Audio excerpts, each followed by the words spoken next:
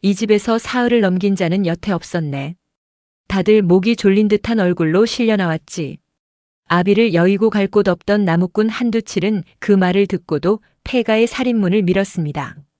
첫날 밤 마루 밑에서 인기척이 들리더니 하얀 소복 차림의 여인이 소리 없이 다가왔지요. 여인의 목덜미에는 붉은 끈 자국이 선명하게 남아 있었습니다. 그런데 이 여인에게는 마을 사람 누구도 입에 올리지 않는 사연이 하나 숨겨져 있었습니다.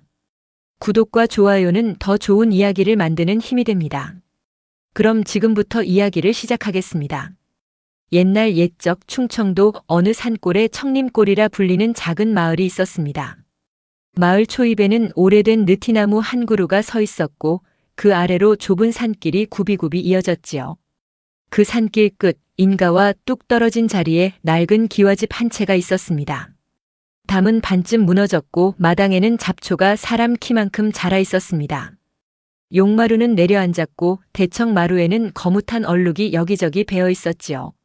마을 사람들은 그 집을 그저 그 집이라 불렀습니다. 이름을 입에 올리는 것조차 꺼렸지요.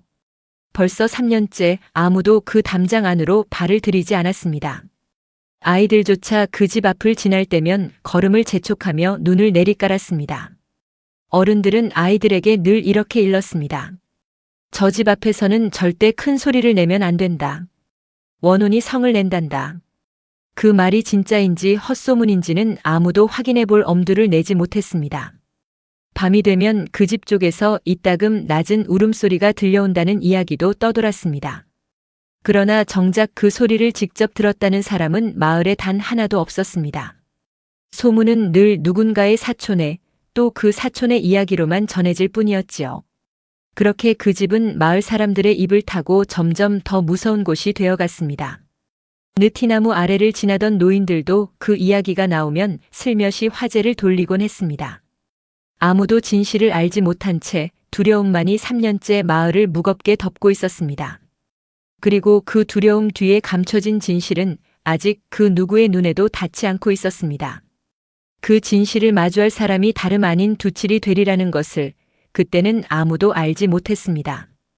두칠은 그 마을에서 나고 자란 22살 나무꾼이었습니다.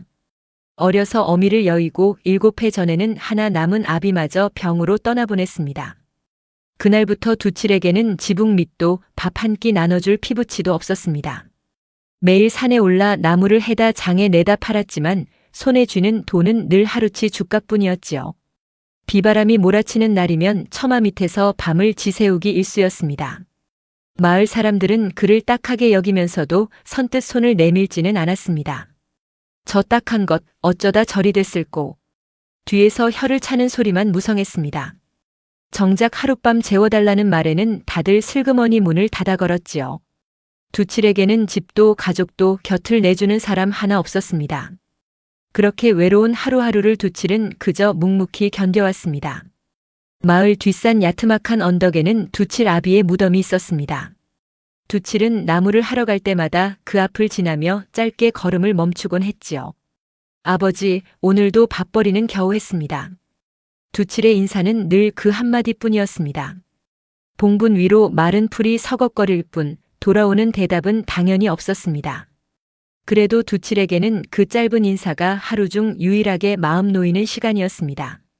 가진 것 하나 없는 그에게 남은 것은 죽은 아비에게 건네는 혼잣말뿐이었으니까요. 그해 겨울은 유독 매서웠습니다. 땔감을 팔러 나선 두칠의 발이 그날따라 마을 부잣집 대문 앞에 멈춰 섰습니다. 영감님, 하룻밤만 헛간이라도 내주십시오. 얼어 죽을 것 같습니다. 문틈으로 얼굴을 내민 영감은 눈살부터 찌푸렸습니다. 어허, 재수없게 아침부터. 거지는 다른 데 가서 알아보게. 쾅, 문이 닫히는 소리가 골목에 울려 퍼졌습니다. 두칠은 발길을 돌려 어릴 적 함께 뛰놀던 동무의 집으로 향했습니다. 성수야, 나다. 오늘 하룻밤만 헛간에서 신세 좀 지자. 방문이 빠끔 열리더니 동무의 어미가 얼굴만 내밀었습니다. 우리 집도 형편이 넉넉지 않네. 다른 데 알아보게나. 문은 이번에도 매정하게 닫혔습니다. 두칠은 그 자리에 한참을 서 있다가 다시 발걸음을 돌렸습니다. 이틀을 굶은 뱃속에서는 쉴 새 없이 소리가 났고 두 다리는 이미 힘이 풀려 있었지요. 아무리 걸어도 하룻밤 묵어갈 곳 하나 나서지 않았습니다. 매서운 바람이 옷깃 사이를 파고들 때마다 몸이 절로 움츠러들었습니다. 이 넓은 마을에 자신을 받아줄 곳이 정말 하나도 없는 것일까요? 그때 두칠의 눈에 산길 끝 그 낡은 기와집이 들어왔습니다. 오늘 밤만이라도 저기서 눈을 붙일 수 있다면. 두칠은 홀린 듯 발걸음을 옮겼습니다. 마침 그 집 앞에는 마을 마름 노릇을 하다 이제는 촌로가 된 황판술이 지게를 지고 지나던 참이었습니다. 황판술은 두칠의 팔을 덥석 붙잡았습니다. "게 섞어라. 자네 지금 그 집으로 가려는 겐가?" 두칠이 고개를 끄덕이자 황판술의 얼굴이 하얗게 질렸습니다. 이 집에서 사흘을 넘긴 자는 여태 없었네. 다들 목이 졸린 듯한 얼굴로 실려 나왔지. "어르신, 저는 오늘 밤 몸 누일 곳만 있으면 됩니다. 잘 곳이 없습니다." 두칠의 목소리에는 두려움보다 지침이 먼저 묻어났습니다. 황판술은 한참 두칠의 얼굴을 들여다보다 한숨을 쉬었습니다.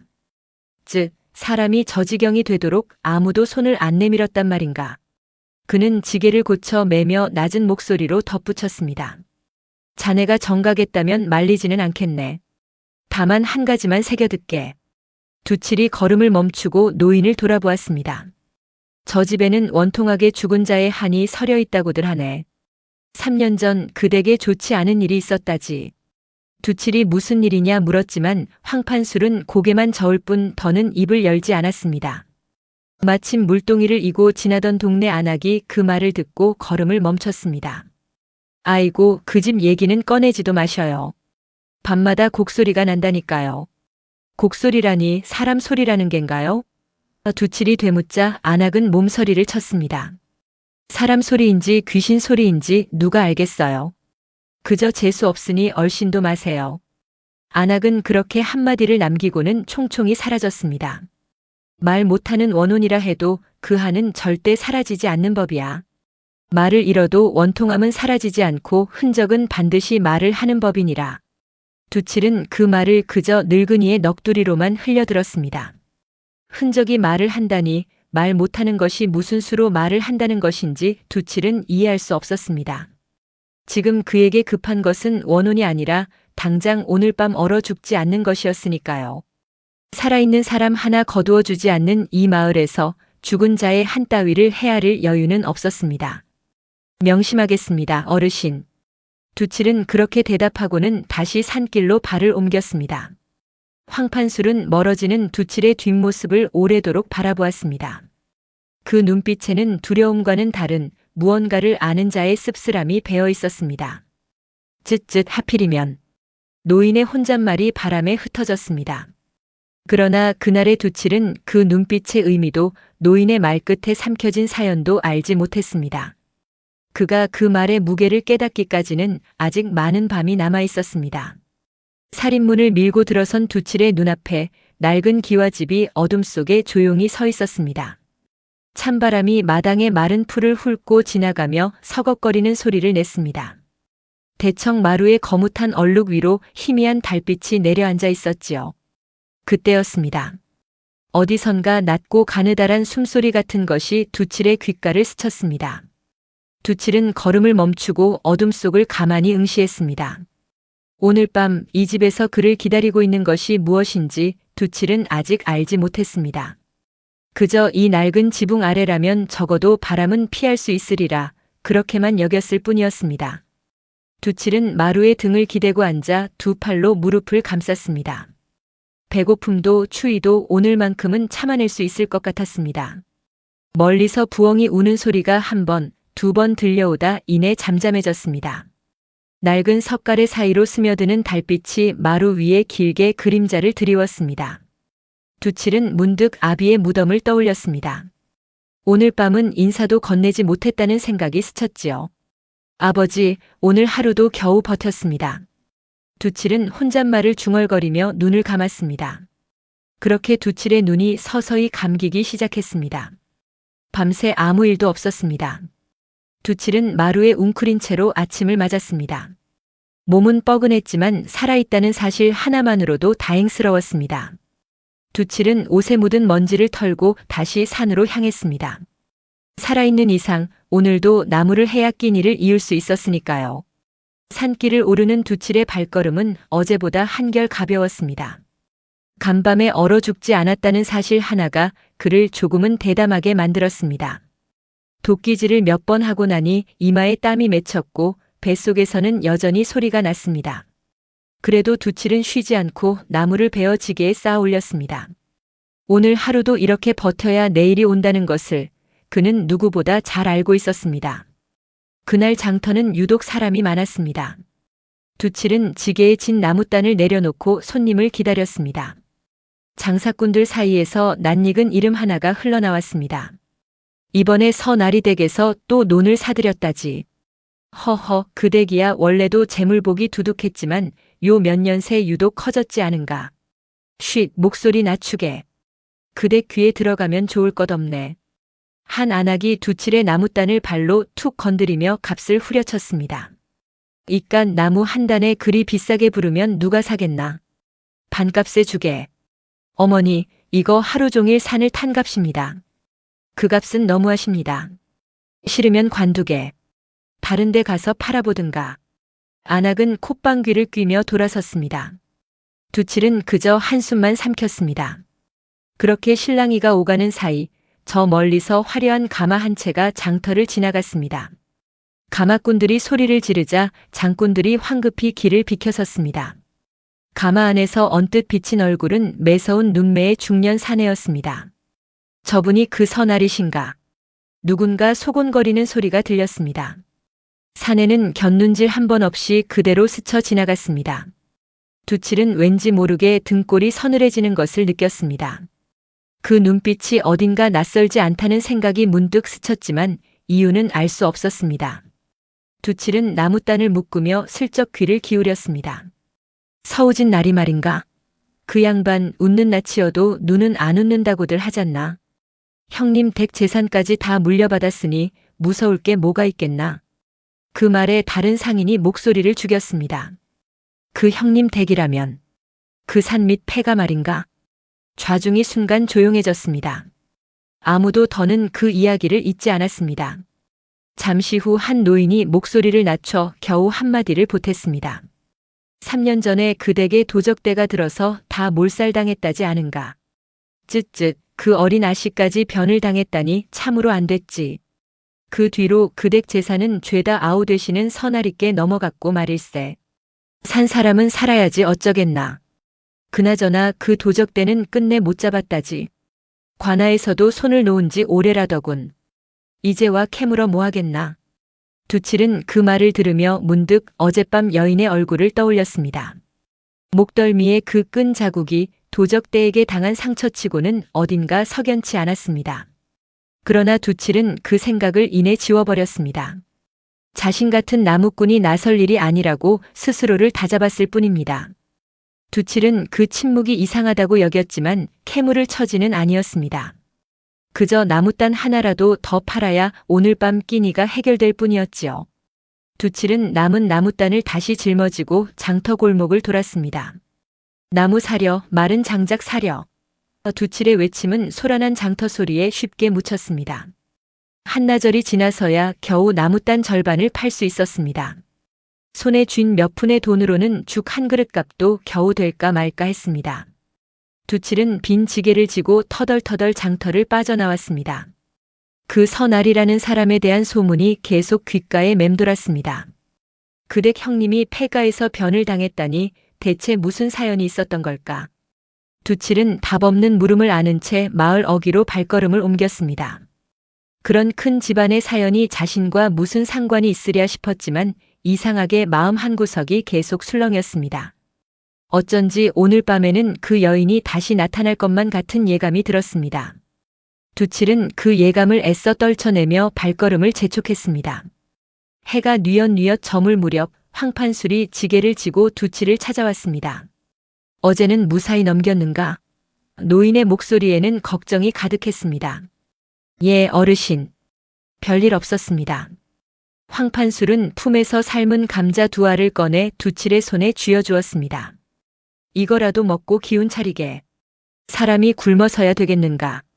두칠은 감자를 받아들고 눈시울이 뜨거워졌습니다. 아무도 손 내밀지 않던 마을에서 그것이 처음 받아본 온정이었으니까요. 어르신, 어찌 저한테만 이리 마음을 쓰십니까? 황판술은 잠시 먼 산을 바라보다 짧게 답했습니다. 내가 예전에 그 댁에서 마름 노릇을 했었네. 그때 진 빚이 좀 있어서 그러네. 두칠이 무슨 빚이냐 물으려 했지만 황판술은 손사래를 치며 자리를 떴습니다. 어르신, 혹 그 댁에 무슨 일이 있었는지 아십니까? 황판술의 낯빛이 순간 굳었습니다. 그런 건 알아서 뭐 하려고 그러나. 산 사람이나 잘 살 궁리를 해야지. 그래도 궁금해서 그럽니다. 다들 도적대 소행이라고만 하고. 황판술은 한참을 망설이다 입을 열었다가 이내 다시 다물었습니다. 내가 해줄 수 있는 말은 없네. 그저 몸조심하라는 말뿐이야. 그 말끝이 어딘가 무겁게 흔들리고 있음을 두칠은 놓치지 않았습니다. 오늘 밤도 그 집에서 잘 텐가? 예, 갈 곳이 그곳뿐이니까요. 부디 몸조심하게. 노인은 그 말만 남기고 서둘러 발걸음을 옮겼습니다. 해가 완전히 저물자 산길은 순식간에 어둠에 잠겼습니다. 풀벌레 소리조차 뚝 끊긴 밤이었습니다. 두 번째 밤 두칠은 다시 그 낡은 기와집으로 향했습니다. 마루에 자리를 잡고 앉으니 어제보다는 한결 마음이 놓였습니다. 별일 없었으니 오늘도 그렇겠지. 두칠은 스스로를 다독이며 눈을 감았습니다. 그때였습니다. 등 뒤에서 서늘한 기운이 느껴졌습니다. 두칠이 놀라 돌아보자 마루 저편에 하얀 소복 차림의 여인이 서 있었습니다. 달빛 아래 여인의 얼굴은 창백했고 목덜미에는 붉은 끈 자국이 선명했습니다. 두칠의 심장이 미친 듯이 뛰기 시작했습니다. 이 순간 그가 무슨 생각을 할 수 있었겠습니까? 누구시오? 두칠의 목소리가 떨려 나왔습니다. 여인은 아무 대답도 하지 않았습니다. 그저 가만히 두칠을 바라보다가 천천히 손을 들어 마루 밑을 가리켰습니다. 거길 가리키는 이유가 무엇이오? 여인은 같은 손짓을 3번 반복했습니다. 마치 무언가를 애타게 전하려는 듯 했지요. 두칠은 온몸이 얼어붙어 도망칠 생각조차 하지 못했습니다. 그런데 이상하게도 여인의 눈빛에는 두칠을 해치려는 기색이 조금도 없었습니다. 오히려 그 눈빛은 오래도록 참아온 서러움을 닮아 있었습니다. 당신은 나를 해치려는 게 아니구려. 두칠이 그렇게 중얼거리자 여인은 처음으로 고개를 끄덕였습니다. 그리고 다음 순간 여인의 모습은 연기처럼 스르르 사라졌습니다. 두칠은 그 자리에 얼어붙은 채 한참을 움직이지 못했습니다. 황판술의 말이 그제야 귓가에 울렸습니다. 말을 잃어도 원통함은 사라지지 않고 흔적은 반드시 말을 하는 법이니라. 두칠은 마루 밑을 내려다보았습니다. 어둠 속에서 그곳은 아무 말이 없었습니다. 하지만 두칠은 이제 알았습니다. 이 집에는 그가 감당하기 힘든 사연이 묻혀 있다는 것을, 그리고 그 사연이 이미 그의 발목을 붙들기 시작했다는 것을 말입니다. 두칠은 밤새 잠을 이루지 못했습니다. 눈을 감으면 그 여인의 서러운 눈빛이 자꾸만 떠올랐습니다. 날이 밝자마자 이 집을 떠나야겠다는 생각이 들다가도 이상하게 발이 떨어지지 않았습니다. 그냥 무서워서 도망칠 일이 아닌 것 같다. 두칠은 낮은 목소리로 혼잣말을 했습니다. 그녀는 어째서 하필 마루 밑을 가리켰던 것일까요? 두칠의 머릿속에서 물음표 하나가 좀처럼 지워지지 않았습니다. 날이 밝으면 황판수를 다시 찾아가 물어야겠다고 두칠은 마음을 굳혔습니다. 이대로 아무것도 모른 채 도망친다면 두고두고 마음이 편치 않을 것 같았습니다. 창밖이 희붐하게 밝아올 때까지 두칠의 뜬 눈은 좀처럼 감기지 않았습니다. 아침이 밝자마자 두칠은 황판술의 집으로 달려갔습니다. 살인문을 두드리기도 전에 황판술이 먼저 얼굴을 내밀었습니다. 이 이른 시각에 무슨 일인가? 어르신, 간밤에 그 여인을 보았습니다. 목에 끈 자국이 있는 여인이었습니다. 황판술의 낯빛이 순식간에 하얗게 질렸습니다. 뭐라고? 그 여인이 저를 해치려 들지 않았습니다. 그저 마루 밑을 가리키기만 했습니다. 황판술은 두칠의 두 어깨를 붙잡고 다급하게 말했습니다. 이복에 자네 목숨이 아깝지도 않은가? 당장 그 집을 떠나게. 어르신, 저도 무섭습니다. 하지만 그 눈빛이 자꾸 마음에 걸립니다. 그 눈빛이 어떻다는 겐가. 원망이 아니었습니다. 그건 애원이었습니다. 황판술은 한참을 말없이 두치를 바라보았습니다. 자네가 그 눈빛을 봤다면 나로서도 더는 말릴 수가 없겠군. 어르신도 뭔가 아시는 게 있으시지요? 황판술은 무겁게 고개를 저었습니다. 나도 다는 모르네. 다만 그댁에 억울한 일이 있었다는 것만은 알고 있지. 어르신, 그댁에 대체 무슨 일이 있었던 겁니까? 도적대 소행이라던데 사실입니까? 황판술의 눈빛이 잠시 흔들렸습니다. 관아 기록에는 글이 남아있다더군. 하지만 무엇입니까? 아닐세. 지금 내가 함부로 입을 놀릴 일이 아니야. 황판술은 애써 말을 삼켰습니다. 그 표정에는 뭔가 커다란 것을 억누르는 기색이 역력했습니다. 두칠은 더 캐묻고 싶었지만 노인의 굳은 얼굴에 차마 그러지 못했습니다. 다만 그 침묵 뒤에 무언가 무거운 것이 감춰져 있음을 두칠은 어렴풋이 느낄 수 있었습니다. 그 무게가 무엇인지는 몰라도 언젠가는 반드시 알게 될 것 같은 예감이 들었습니다. 두칠은 그 예감을 가슴 한켠에 담아둔 채 발걸음을 옮겼습니다. 그럼 저를 좀 도와주십시오.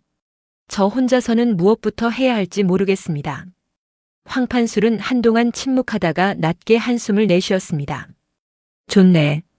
대신 조심 또 조심하게. 황판술은 마당 한켠에 두치를 앉히고 물 한 사발을 건넸습니다. 이왕 이렇게 된 거 자네도 각오는 단단히 하고 있어야 하네.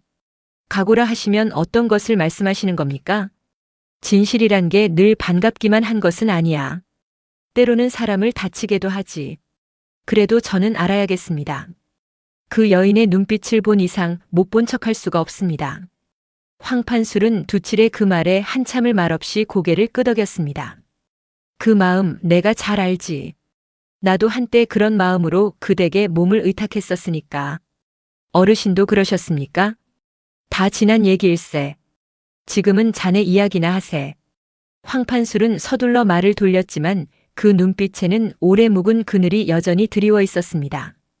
마침 지나가던 동네 안악이 그 말을 엿듣고는 혀를 찼습니다. 두칠이 자네 제정신인가? 그 집 일에는 얽히지 않는 게 상책이야. 저도 알고 있습니다. 그래도 이대로 모른 척할 수가 없습니다. 그러다 자네까지 그 집 귀신 신세 되면 어쩌려고 그러나. 자네 부모라도 살아계셨으면 저리 나서게 두지는 않으셨을 텐데, 쯧쯧. 그 말에 두칠의 가슴 한구석이 저릿하게 아려왔습니다. 하지만 이내 마음을 다잡았습니다. 부모가 없으니 이제는 스스로 판단할 수밖에 없었으니까요. 안악은 답답하다는 듯 가슴을 치며 돌아섰습니다.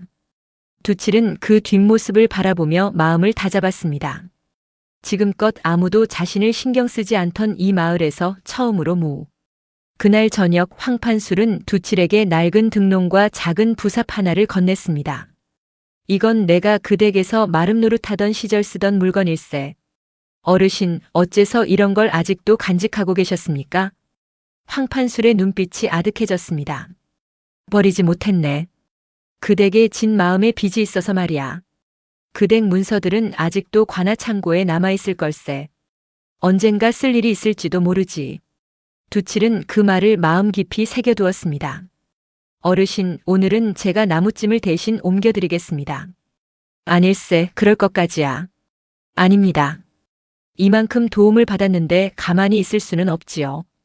두칠은 굳이 황판술의 지게를 넘겨받아 그의 집 앞까지 옮겨주었습니다. 황판술은 그런 두칠의 뒷모습을 보며 옅은 미소를 지었습니다. 사람이 참 마음 씀씀이가 곱구먼. 그 한마디가 두칠의 가슴에 오래도록 남았습니다. 살아오며 누군가에게 그런 말을 들어본 적이 손에 꼽을 정도였으니까요. 황판술은 잠시 마루에 걸터앉아 먼 하늘을 바라보았습니다. 그댁 아씨도 참 마음이 고운 분이셨는데. 두칠이 놀라 되물었습니다. 아씨라 하셨습니까? 황판술은 순간 아차 싶은 얼굴로 입을 다물었습니다. 아닐세, 옛날 얘기일세. 신경 쓰지 말게. 어르신, 방금 아씨라고 하셨지 않습니까? 그댁에 따님이 계셨습니까? 황판술은 자리에서 일어서며 애써 화제를 돌렸습니다. 밤이 늦었네. 오늘은 그만 들어가 쉬게. 두칠은 더 캐묻고 싶었지만 노인의 굳은 낯빛에 차마 그러지 못했습니다. 그저 방금 들은 그 한마디를 마음속 깊이 새겨둘 뿐이었습니다. 아시라 두칠은 그 말을 곱씹으며 발걸음을 옮겼습니다. 그날 밤 두칠은 등롱을 밝히고 다시 그 낡은 기와집으로 향했습니다. 마루 앞에 선 두칠은 크게 숨을 들이쉬었습니다. 오늘 밤엔 도망치지 않겠습니다. 두칠은 어둠을 향해 나직이 말했습니다. 그 말이 끝나기 무섭게 마루 저편에서 서늘한 기운이 감돌았습니다. 하얀 소복의 여인이 다시 모습을 드러냈습니다. 저는 당신을 도우러 왔습니다. 마루 밑에 무엇이 있는지 보여주십시오. 여인은 말없이 마루 밑을 가리켰습니다. 어제와 같은 손짓이었습니다. 두칠은 부삽을 들고 마루 밑으로 기어들었습니다. 흙은 오랫동안 다져진 듯 단단했지만 두칠은 이를 악물고 파내려갔습니다. 얼마쯤 팠을까요? 부삽 끝에 딱딱한 무언가가 걸렸습니다.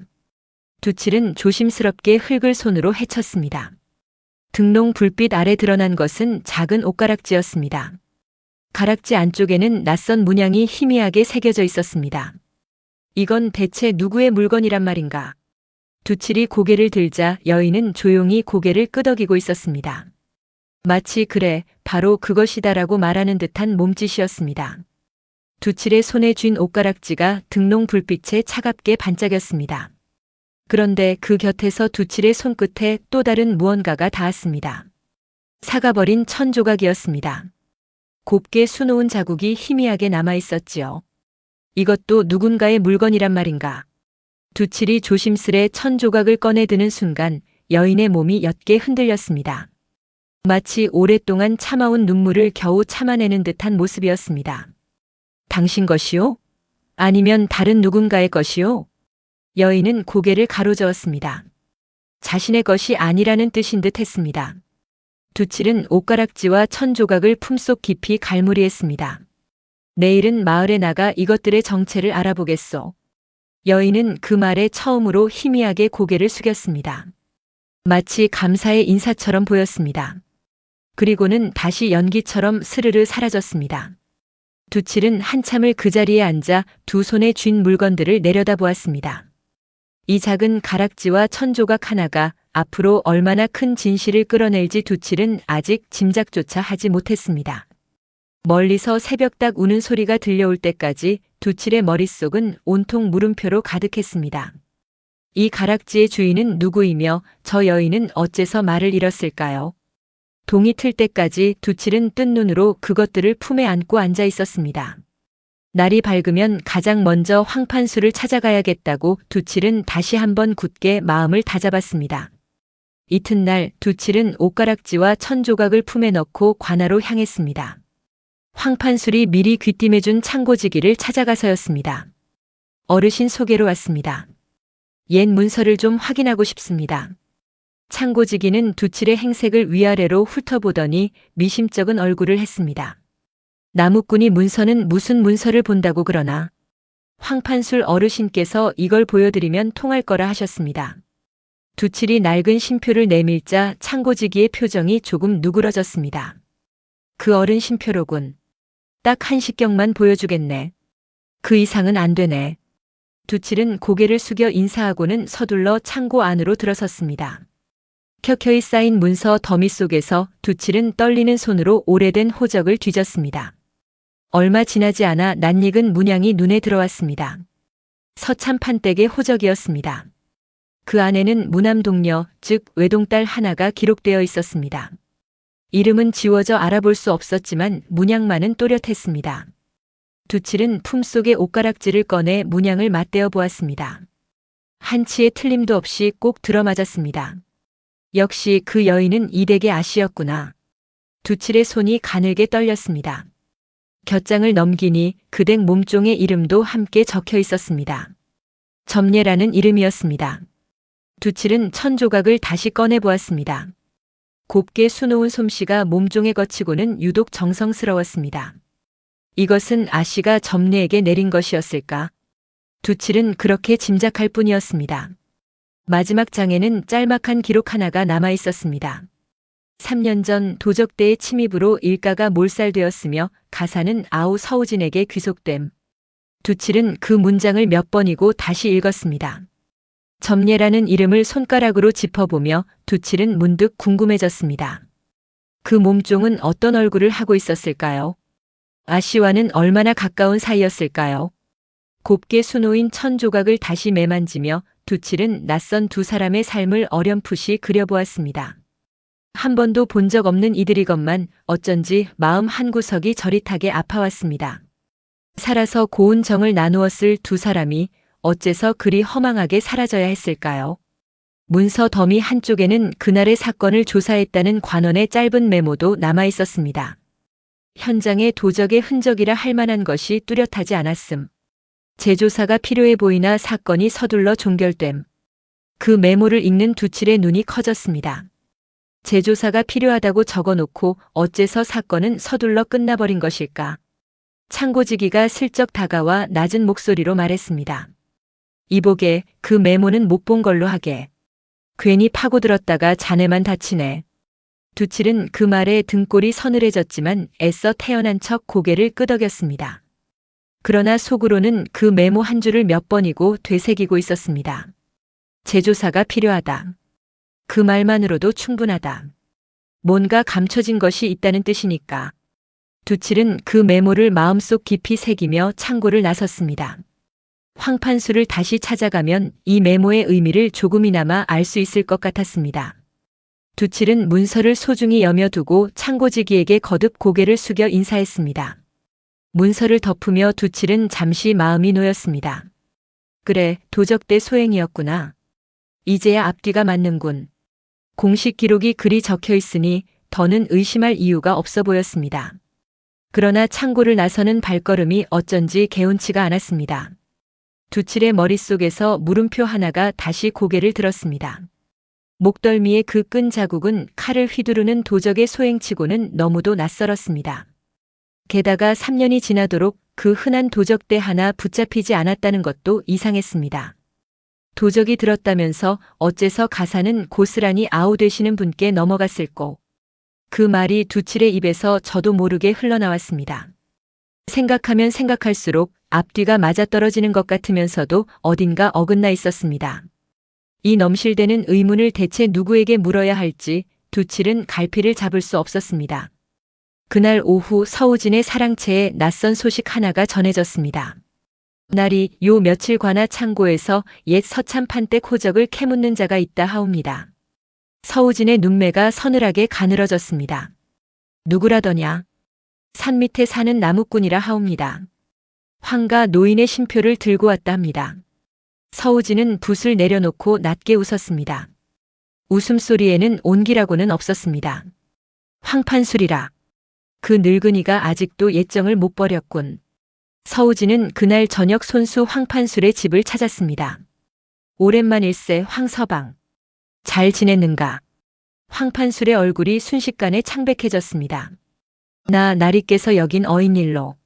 자네가 어떤 나무꾼에게 내 신표를 빌려주었다지. 그건 그저. 서우진은 황판술의 어깨를 툭 치며 나직이 말했습니다. 이보게, 자네도 이제 늙었네. 괜한 일에 휘말려서 좋을 게 무엇인가. 자네 손자들 앞길도 생각해야 하지 않겠나. 관아에 밑보이면 그 아이들도 고생일세. 그 한마디에 황판술의 낯빛이 흑빛으로 변했습니다. 황판술의 머릿속에는 3년 전 그날의 기억이 스쳐 지나갔습니다.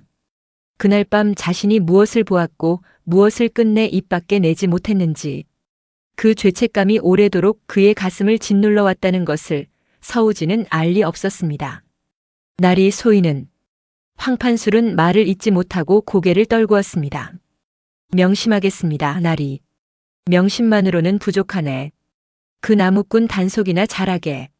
서우진은 그 말을 남기고 유유히 자리를 떴습니다. 황판술은 그 자리에 주저앉아 한참을 일어나지 못했습니다. 같은 날 저녁 두칠이 산길을 오르던 중 낯선 가마 하나가 앞을 가로막았습니다. 가마에서 내린 이는 다름 아닌 서우진이었습니다. 자네가 그 나무꾼인가?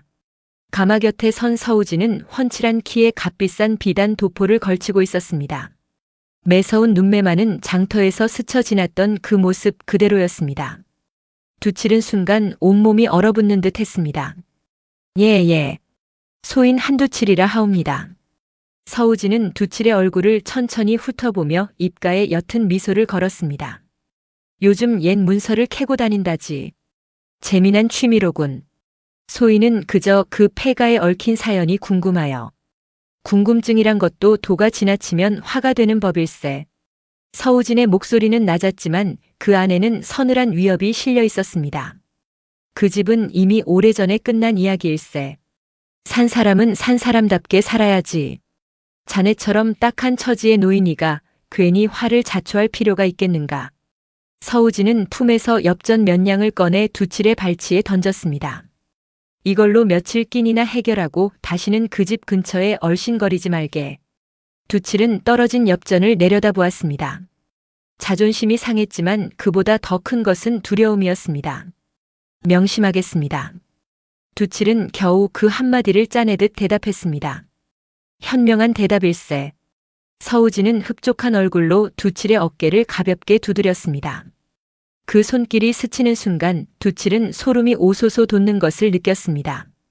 서우진은 만족스러운 듯 고개를 끄덕이고는 가마에 올라 사라졌습니다. 두칠은 땅에 떨어진 엽전을 오래도록 내려다보았습니다. 그 서늘한 눈빛이 언젠가 장터에서 스쳐 지났던 그 눈빛과 같다는 것을 두칠은 그제야 깨달았습니다.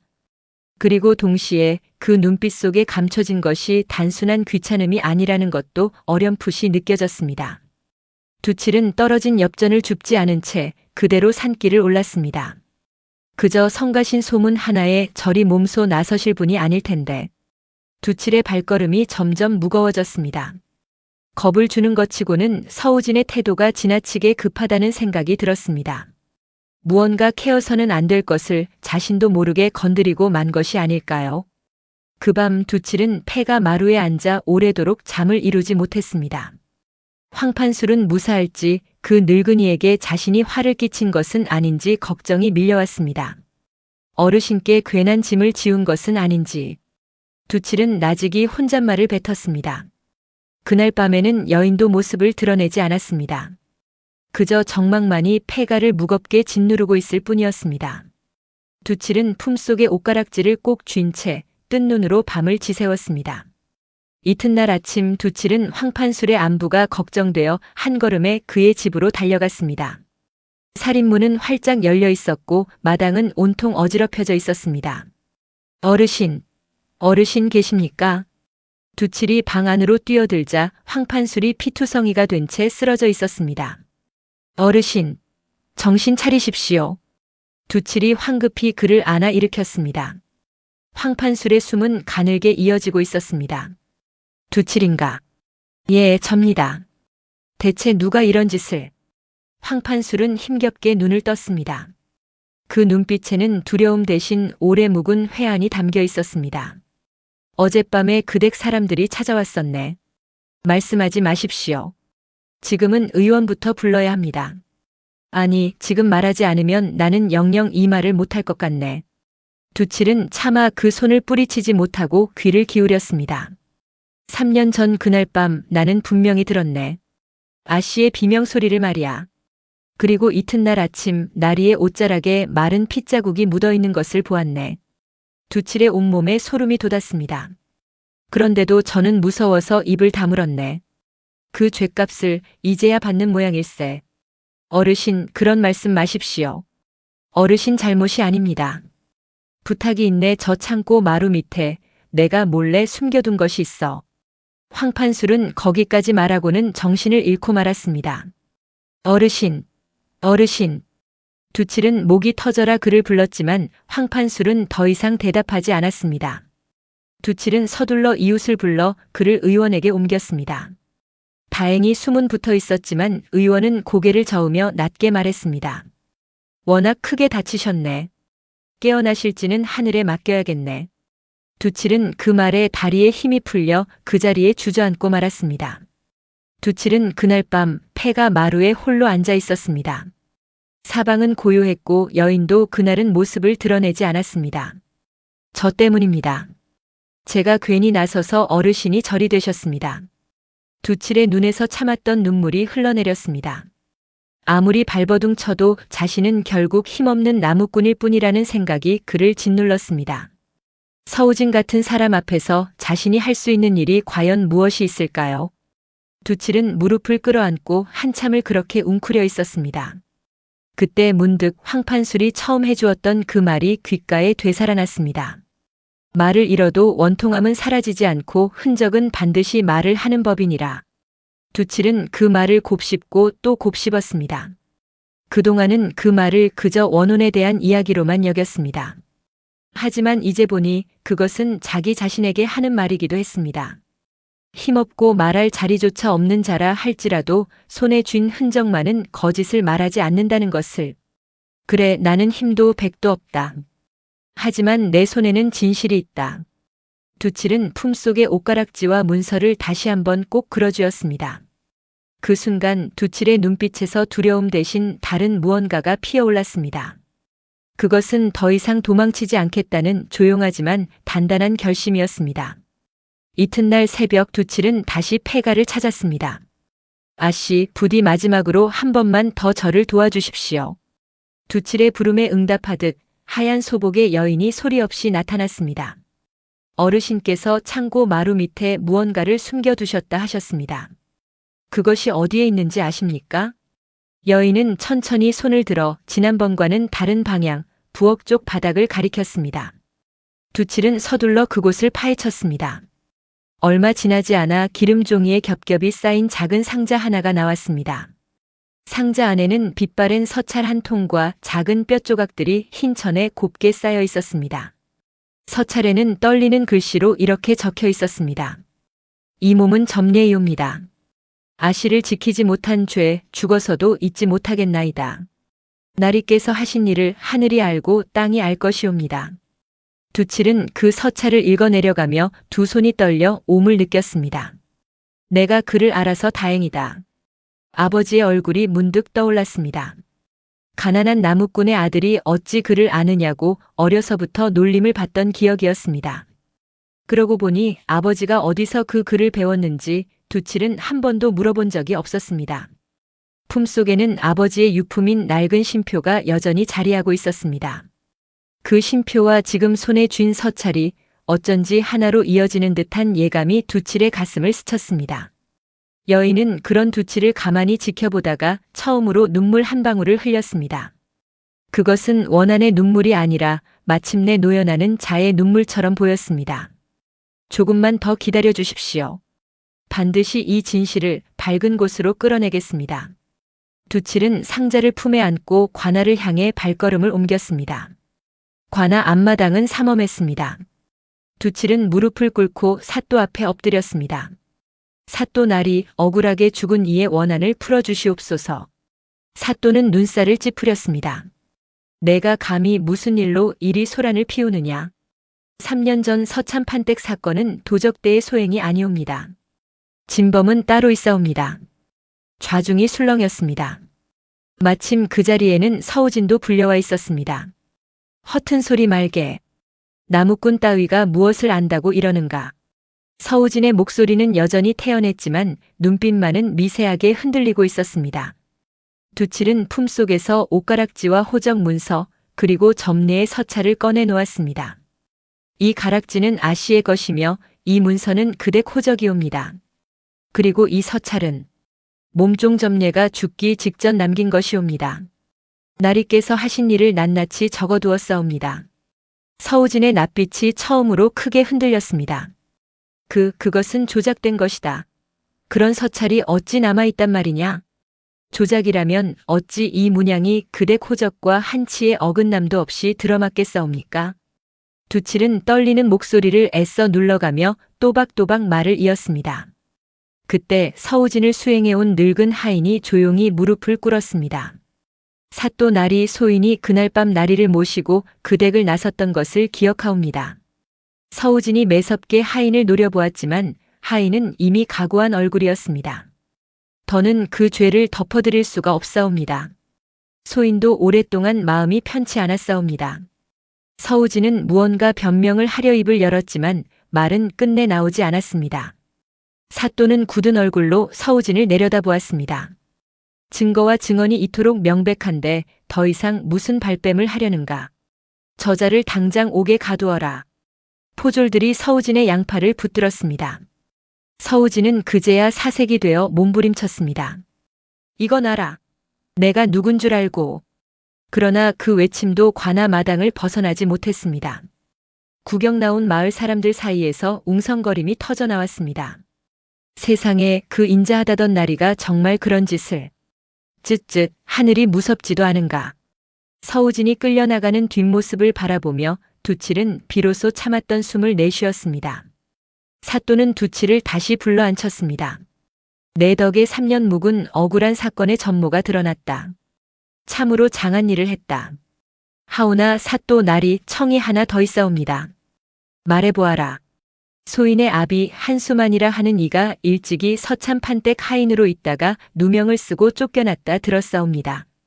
두칠은 품속에서 아버지의 낡은 신표를 꺼내 보였습니다. 사또는 옛 기록을 다시 살피게 하였고 얼마 지나지 않아 뜻밖의 사실이 밝혀졌습니다. 그 옛 누명 또한 지금은 옥에 갇힌 서우진의 젊은 시절 농간이었다는 것이었습니다. 내 아비의 억울함 또한 오늘 함께 풀렸다. 하늘도 무심치 않은 모양이구나. 두칠은 그 말을 듣는 순간 가슴 깊은 곳에서 뜨거운 것이 울컥 솟아올랐습니다.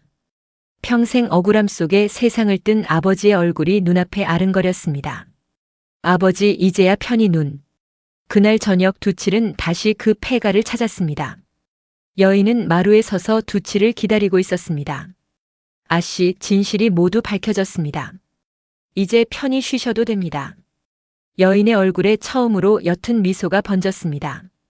목덜미의 붉은 끈 자국도 이제는 서서히 옅어지는 듯 보였습니다. 여인은 두칠을 향해 깊이 고개를 숙였습니다. 말은 없었지만 그 마음만은 또렷이 전해졌습니다. 고맙다는 인사는 제가 드려야지요. 당신 덕에 제 아버지의 한도 함께 풀렸습니다. 여인은 마지막으로 한 번 더 고개를 끄덕이고는 새하얀 빛과 함께 서서히 사라졌습니다. 낡은 기와집 마당 위로 오랜만에 따스한 바람이 스치고 지나갔습니다. 두칠은 그 빈자리를 오래도록 바라보며 서 있었습니다. 찬 바람 대신 어딘가 따스한 기운이 마당을 감도는 것 같았습니다. 멀리서 새 우는 소리가 맑게 울려 퍼졌습니다. 두칠은 그제야 처음으로 이 낡은 집이 더 이상 무섭게 느껴지지 않는다는 것을 깨달았습니다. 이곳은 이제 그에게 두려움의 장소가 아니라 한 사람의 억울함을 풀어낸 자리로 기억될 것이었습니다. 며칠 후 황판술은 다행히 깨어났습니다. 두칠이 자네가 결국 해냈군. 어르신 덕분입니다. 어르신이 아니었다면 저는 아무것도 하지 못했을 겁니다. 황판술은 두칠의 손을 꼭 붙잡았습니다. 그 후로 두칠을 대하는 마을 사람들의 눈빛도 조금씩 달라졌습니다. 저 청년이 그 어려운 일을 해냈다지. 장터에서 그를 알아보는 이들이 하나둘 늘어났습니다. 예전처럼 문전박대를 하던 이들도 이제는 먼저 다가와 말을 건네곤 했습니다. 아이들도 이제는 그 낡은 기와집 앞을 지날 때 더는 걸음을 재촉하지 않았습니다. 두칠은 더 이상 마을에서 혼자가 아니었습니다. 가진 것 없이 홀로 폐가를 서성이던 청년은 이제 마을 사람들의 신뢰를 얻은 사내가 되어 있었습니다. 서참 판댁의 남은 재산 일부는 관아의 뜻에 따라 마을을 위한 곳간으로 돌려졌고 그 곳간 관리는 두칠과 황판술이 함께 맡게 되었습니다. 황판술도 몸이 회복되는 대로 곳간 일을 거들겠다며 너털 웃음을 지었습니다. 이 늙은이가 이제야 그댁에 진 빚을 조금은 갚은 셈이로군. 어르신 덕분에 저도 여기까지 올 수 있었습니다. 오래오래 건강하셔야 합니다. 두 사람은 마주보며 오랜만에 마음 편한 웃음을 나누었습니다. 그 웃음소리가 방 안가득 따뜻하게 번졌습니다. 창밖으로는 어느새 봄 기운을 머금은 볕이 곱게 내리쬐고 있었습니다. 길고 매서웠던 겨울이 그렇게 서서히 저물어가고 있었습니다. 두칠의 마음속에도 그 봄볕처럼 따뜻한 기운이 조용히 그리고 아주 오래도록 자리를 잡아갔습니다. 그것은 두 번 다시는 쉽게 꺼지지 않을 단단하고 따뜻한 온기였습니다. 낡은 기와집도 마을 사람들의 손으로 조금씩 새 단장을 하기 시작했습니다. 더 이상 아무도 그 집을 그 집이라 부르며 피하지 않았습니다. 말을 잃어도 원통함은 사라지지 않으며 그 흔적은 반드시 진실을 말합니다. 그리고 그 흔적을 외면하지 않는 마음이야말로 세상에서 가장 큰 힘이 되어준다는 것을 두칠은 그해 겨울에 배웠습니다. 지금 화면에 나오는 더 재미있는 영상들도 함께 해주세요. 그럼 모두 행복한 하루 보내세요. 감사합니다.